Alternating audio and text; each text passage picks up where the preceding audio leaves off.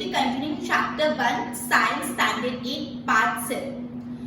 हमने ना पिछले चैप्टर्स में पढ़ा था कि एग्रीकल्चर प्रैक्टिसेस में सबसे पहले होता है सॉइल को प्रिपेयर करना, फिर उसमें फर्टिलाइजर्स ऐड करने, सोइंग करना, ये सारे स्टेप्स अपन ऑलरेडी पहले डिस्कस कर चुके हैं, इरिगेशन ये सब। आज अपन पढ़ने वाले लास्ट दो स्टेप हार्वेस्टिंग और स्टोरेज। क्लियर? हार्वेस्टिंग बेसिकली होता है एक बार आपके क्रॉप्स रेडी हो गए, मेच्योर हो गए, आपने बीज बो दिया, आपके क्रॉप आ गए, क्रॉप आने के बाद, क्रॉप मेच्योर होने के बाद उसकी जो कटिंग होती है उसको बोलते हैं harvesting. The cutting of crop after the crop is mature. Crop mature हो गया उसके बाद जब आप क्रॉप्स को कट करते हो उसको बोलते हैं हार्वेस्टिंग। क्लियर?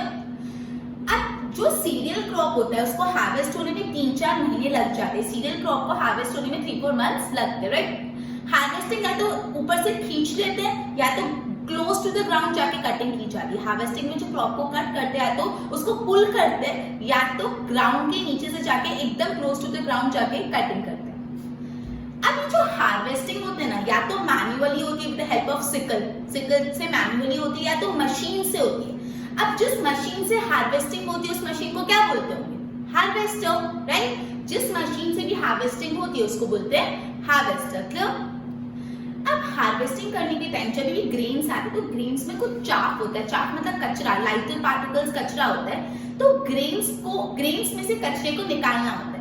तो ये जो पूरा प्रोसेस होता है जिसमें हम ग्रेन्स और कचरे को सेपरेट करते हैं, ग्रेन्स और चाक को सेपरेट करते हैं, इसको बोलते हैं threshing. The process of separating grains from chaff from grains is known as threshing. Simple, threshing ये इंपॉर्टेंट कंसेप्ट है, ध्यान रखना। थ्रेशिंग मतलब होता क्या है? जो भी ग्रेन्स में से चाक होता है उसको निकालने को, ग्रेन्स में से चाक को सेपरेट करने को अपन बोलते हैं थ्रेशिंग, राइट?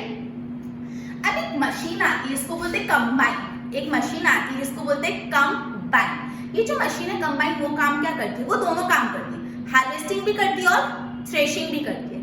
क्लियर हुआ इतना?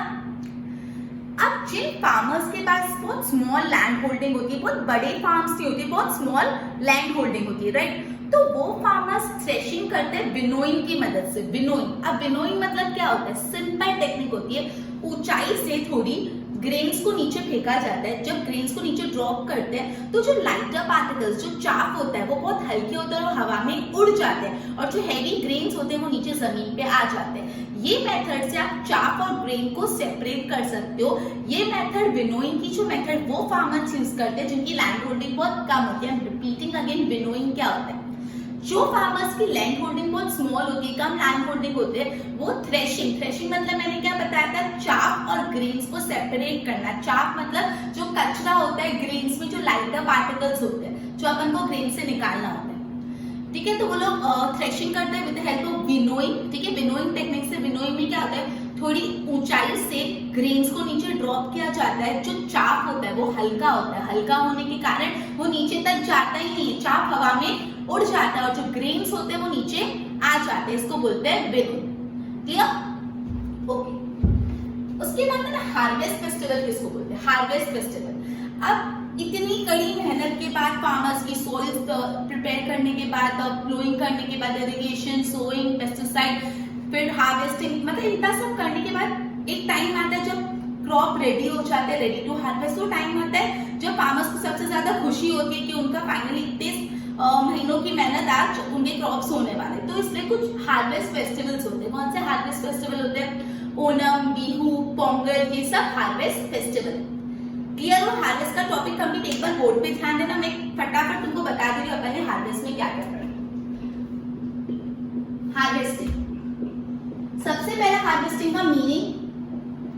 हार्वेस्टिंग मतलब क्या होता है? Cutting of crop after it is mature. एक बार क्रॉप मेच्योर हो गया उसके बाद उसकी कटिंग करने को बोलते हैं हार्वेस्टिंग, राइट?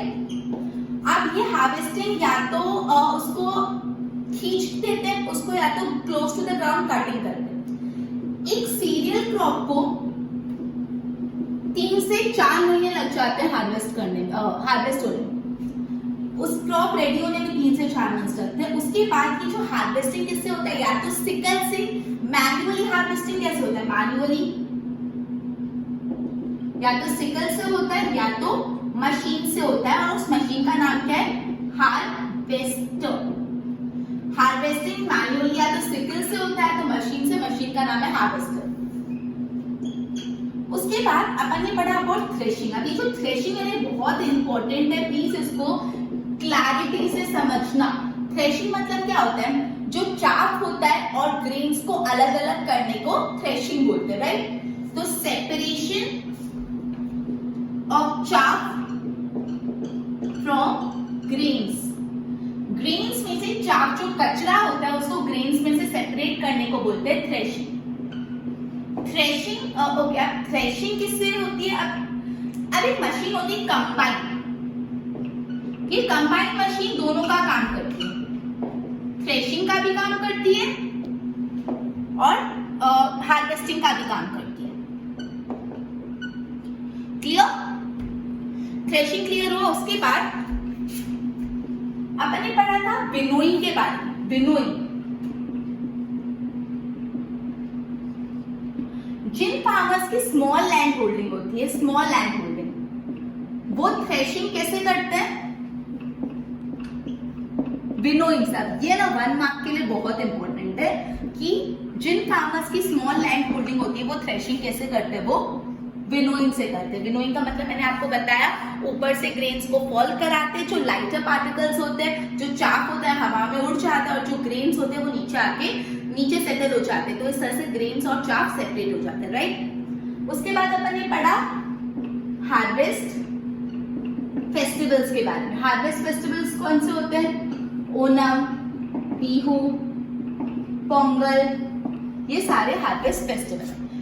तो ये पूरा जो कंसेप्ट था it was all about harvesting. Upon next topic पढ़ेंगे स्टोरेज।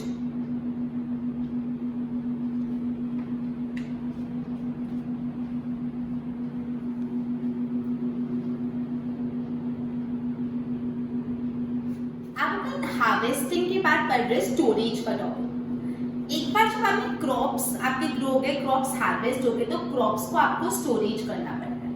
जो भी क्रॉप्स होते हैं उसको स्टोरेज करना पड़ता है, उसको इंसेक्ट से, पेस्ट से, रेत से, माइक्रो ऑर्गेनिज्म से, सबसे बचा के रखना पड़ता है, जो भी आपके हार्वेस्टेड क्रॉप होते हैं। अब जो क्रॉप हार्वेस्टेड होते हैं उसमें मॉइस्चर बहुत ज्यादा होता है, नमी बहुत ज्यादा होती है, बहुत गिलाश होती है हार्वेस्टेड क्रॉप में। तो वो हार्वेस्टेड क्रॉप में बहुत ज्यादा चांसेस होते हैं कि पेस्ट या दूसरे ऑर्गेनिज्म, माइक्रो ऑर्गेनिज्म उस पर अटैक कर रहे हैं और जो आपका क्रॉप है वो खराब हो जाए, स्पॉइल हो जाए और वो फर्दर जर्मिनेट नहीं हो पाएगा। क्लियर? तो इसलिए जो भी हार्वेस्टेड क्रॉप है उसको स्टोरेज करने से पहले उसको सुखाना पड़ता है, उसको सन ड्राई करना पड़ता है, धूप में रख दो जिससे वो ड्राई हो जाए, उसके अंदर का जो मॉइस्चर है क्रॉप में से निकल जाए और फिर क्रॉप को स्टोरेज करो। क्लियर? अब भी वापस एक बार सुनो अच्छे से, जो भी स्टोरेज होता है वो बहुत ही इंपॉर्टेंट स्टेप है।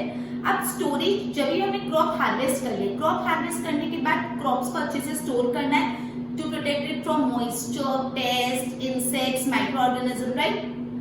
जो भी फ्रेशली हार्वेस्टेड क्रॉप होता है, नया नया जो क्रॉप आपने हार्वेस्ट किया उसमें बहुत ज्यादा मॉइस्चर कंटेंट होता है, बहुत गिलाश होती है, ठीक है, बहुत ज्यादा मॉइस्चर कंटेंट होता है, इसलिए बहुत हाई चांसेस होते हैं कि आपका जो क्रॉप है वो माइक्रो ऑर्गेनिज्म या दूसरे इंसेक्ट्स इन सब से अटैक हो जाए और आपका जो क्रॉप है वो डैमेज हो जाए, फर्दर जर्मिनेट नहीं हो पाएगा। क्लियर? तो बहुत इंपॉर्टेंट है हार्वेस्टेड क्रॉप को सन ड्राई करना, धूप में रख के उसको अच्छे से ड्राई करो। ओके, उसके बाद है कि जो फार्मर्स होते हैं, फार्मर्स यूजुअली जूट बैग्स या तो मेटालिक बिन्स यूज करते हैं। जो फार्मर्स होते हैं वो अपने हार्वेस्टेड क्रॉप को स्टोर करने के लिए जूट बैग्स या मेटल के बिन्स जो आते हैं उसमें स्टोर करते हैं। अब जो इम्पोर्टेंट है ध्यान रखना, जो भी large scale storage of grains होता है, ग्रेन्स का जो बहुत लार्ज स्केल स्टोरेज होता है वो होता है सिलोस और ग्रेनरीज में। सिलोस और ग्रेनरी, ये फिलिंग द ब्लैंक्स या 1 मार्क के लिए बहुत ही इंपॉर्टेंट है, बहुत हाई चांस है पूछने के कि जो भी ग्रेन्स होता है उसको जो लार्ज स्केल स्टोरेज होता है वो या तो सिलोस में करते हैं या तो ग्रेनरी, जहाँ पे बहुत ज्यादा ग्रेन्स एक साथ स्टोर करते हैं, राइट। ओके, ये तो हमने large scale storage of grains पढ़ा। अब घर पे कैसे स्टोर करोगे ग्रेन्स को? ग्रेन्स को घर पे स्टोर करने के लिए ड्राई नीम के पत्ते रख देने के उसके ऊपर, इससे आपके जो भी ग्रेन्स है वो स्पॉइल नहीं होंगे, डैमेज नहीं होंगे। तो at home what you need to do, dry neem के पत्ते रख देने के, ठीक है। ओके, उसके बाद दूसरा मेथड है कुछ केमिकल ट्रीटमेंट भी आप कर सकते हो अपने ग्रेन से, जिससे वो माइक्रो ऑर्गेनिज्म, पेस्ट, इंसेक्ट से अटैक नहीं। ओके, नेक्स्ट हम एनिमल हस्बेंडरी के बारे में पढ़ रहे हैं। एनिमल हस्बेंडरी का यहाँ पे बहुत कम कंटेंट है, सिर्फ इतना ध्यान रखना food obtain from animal for which animal are rear. काफी सारे एनिमल्स है जिससे अपन को फूड मिलता है, इसमें एनिमल रियरिंग की जाती है, एनिमल को रियर किया जाता है। और ये जो एनिमल रियरिंग की पूरी इंडस्ट्री होती है इसको बोलते हैं एनिमल हस्बेंड्री। काफी एनिमल से अपन को फूड मिलता है और इससे एनिमल्स को रियर करना चाहते हैं, जो पूरी इंडस्ट्री है, पूरा जो प्रोसेस है उसको बोलते हैं एनिमल हस्बेंड्री। और एक एग्जांपल है, जैसे जो भी फिश होता है उससे अपन को कॉड लिवर ऑयल मिलता है। जो फिश होता है उससे अपन को कॉड लिवर ऑयल मिलता है जो विटामिन डी में बहुत रिच है, ठीक है। ओके, एक और बार ध्यान रखो, सबसे पहले अपन ने स्टोरेज के बारे में ये पढ़ा कि एक बार क्रॉप्स हार्वेस्ट हो जाते हैं उसको प्रॉपर्ली स्टोर करो जिससे आपके क्रॉप को insect, paste, micro organism in सब से डैमेज नहीं हो, राइट। जो भी न्यूली हार्वेस्टेड क्रॉप होता है उसमें बहुत ज्यादा मॉइस्चर होता है, इसलिए उसको डायरेक्टली स्टोरेज मत कर दो। अगर डायरेक्टली स्टोरेज कर लोगे तो माइक्रो ऑर्गेनिजम्स और दूसरे ऑर्गेनिज्म उस पर अटैक कर लेंगे और आपके क्रॉप को डैमेज कर लेंगे और क्रॉप आगे हार्वेस्टेड ग्रेन जर्मिनेट नहीं हो पाएंगे, राइट। तो क्या करना चाहिए, तो जो भी हार्वेस्टेड क्रॉप है उसको सन ड्राई करो, धूप में रखो और उसमें से जो भी मॉइस्चर है वो निकल जाएगा, सूख जाएगा, मॉइस्चर निकल जाएगा। उसके बाद आप उसको स्टोरेज करो, राइट। जो फार्मर्स होते हैं वो कैसे स्टोरेज करते हैं, जूट बैग्स है तो मेटालिक बिन्स में स्टोरेज करते हैं। और ये इंपॉर्टेंट है, जो large scale storage of grains होता है, ग्रेन्स का जो लार्ज स्केल स्टोरेज होता है वो किसमें करते हैं, सिलोस और ग्रेनरीज में, right. Dried neem leaves use होते हैं एट होम्स ग्रेन्स को स्टोर करने के लिए ड्राइड नीम लीव्स यूज होते हैं, राइट। अब कभी कभी तो केमिकल ट्रीटमेंट भी करा जा सकता है for storing the grains, right. फिर अपन एनिमल हस्बेंड्री के बारे में पढ़ा। एनिमल हस्बेंड्री में अपन ने ये पढ़ा, जो भी एनिमल, कुछ एनिमल से अपन को फूड मिलता है और एनिमल को रियर किया जाता है, इस पूरी इंडस्ट्री को बोलते हैं एनिमल हस्बेंड्री। फिर फिश से अपन को कॉड लिवर ऑयल मिलता है, cod liver oil is rich in vitamin D, right. एक बार बोर्ड पे ध्यान दो। Harvested crop can not be store for longer time, उसको मॉइस्चर, रैट्स, इंसेक्ट से सेफ रखना पड़ता है। हार्वेस्टेड क्रॉप में बहुत ज्यादा मॉइस्चर कंटेंट होता है। हार्वेस्टेड क्रॉप विदाउट ड्राइंग अगर आप उसको स्टोर कर दोगे तो अटैक बाय माइक्रो ऑर्गेनिज्म और it would be unfit for germination. इसलिए बिफोर स्टोरिंग, स्टोर करने से पहले ड्राई कर दो in sun to reduce the moisture. Farmers store करते हैं ग्रेन्स को गनी बैग्स में या तो मेटालिक बिन्स में, क्लियर, गनी बैग्स में या तो मेटालिक बिन्स में। अब this one is important, large scale storage of grains. Grains का जो लार्ज स्केल स्टोरेज होता है वो होता है सिलोस या तो ग्रेनरीज में। फिलिंग द ब्लैंक्स में पूछ सकते हैं फॉर 1 मार्क, सिलोस या ग्रेनरी। और घर पे भी 1 मार्क में पूछ सकते हैं how grains are storage of food grains is done at home, तो इन ड्राइड नीम लीव्स। पूछ सकते हैं how storage of the food grains is done at home, तो dried neem leaves, storage of food grains at home. फिर दूसरा method अपन chemical treatment भी use कर सकते हैं, ठीक है। फिर एनिमल हस्बेंड्री, डेफिनेशन पूछ सकते हैं एनिमल हस्बेंड्री की। क्या डेफिनेशन है, food obtain from animal for which animals are reared and this is called animal husbandry. Food obtain from animal for which animals are reared and this is known as animal husbandry. अब ये भी important है, fish से अपन को कौन सा oil मिलता है, कॉड लिवर ऑयल मिलता है, कॉड लिवर ऑयल। और ये जो कॉड लिवर ऑयल से अपन को कौन सा विटामिन मिलता है, विटामिन डी।